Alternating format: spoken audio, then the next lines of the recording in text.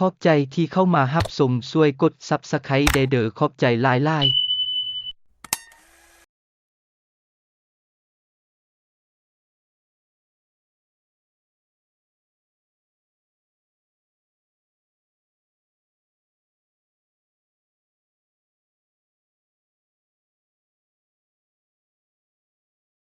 เจ้าหน้าที่ทหารลาวสืบต่อช่วยเหลือและให้การปิ่นปัวประชาชนเมียนมาอยู่เมืองเจ้าเซแขวงมอนดาเล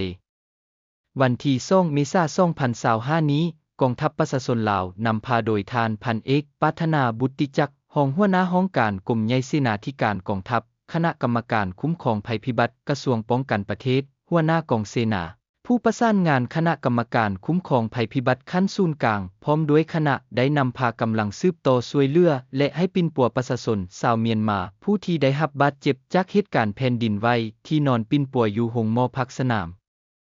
ภายหลังเคลื่อนไหวกวดกาและเก็บกำข้อมูลตัวจริงกับองค์การปกครองเมืองเจ้าเซ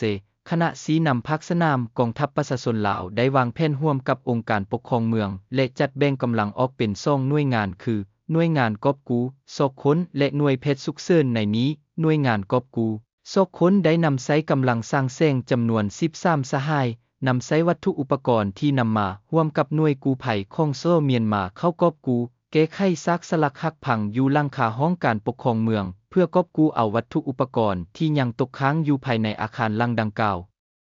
หน่วยเพชรฉุกเฉินได้นำใช้กำลังเสนาหักจำนวน11สหายนำใช้อุปกรณ์การแพทย์ยาปัวพยาธิที่นำมาร่วมกับเพชรหมอของเมืองเข้าปิ่นปัวผู้บาดเจ็บที่นอนปิ่นปัวอยู่โรงหมอพักสนาม